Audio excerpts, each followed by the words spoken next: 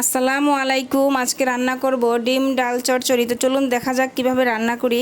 একটি কড়াইয়ে দিয়ে দিচ্ছি পরিষ্কার করে ধুয়ে রাখা মসুরের ডাল, আলু কুচি, রাজমা ভিজিয়ে রেখেছিলাম, তারপরে ছালগুলো ফেলে দিয়ে দিয়েছি। এখন দিয়ে দিচ্ছি টমেটো কুচি, পেঁয়াজ কুচি পরিমাণ মতো। এ পর্যায়ে দিয়ে দিয়েছি রসুন কুচি, মরিচ ফালি, আদা বাটা, রসুন বাটাও দিয়েছি।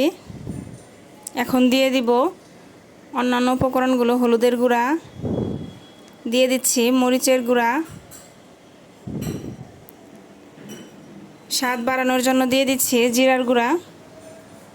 জিরার গুঁড়াটা দিলে ঘ্রাণ অনেক সুন্দর আসে। সরিষার তেল দিয়ে রান্না করব, পরিমাণ মতো সরিষার তেল দিয়েছি। এখন দিয়ে দিয়েছি লবণ। ভালোভাবে একটু মাখিয়ে নেব, আর একটু মাখিয়ে নিলেই মাখানো শেষ হয়ে যাবে। তারপরে দিয়ে দেব পানি।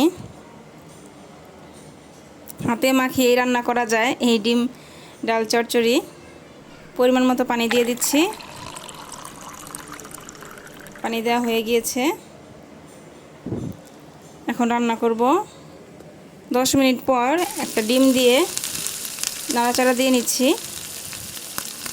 মসুরের ডাল এমনিতেই নরম, এত সময় লাগে না রান্না করতে। দেখেন কি সুন্দর একটা কালার এসেছে। তো সবাই ভালো থাকবেন, সুস্থ থাকবেন। আল্লাহ হাফেজ।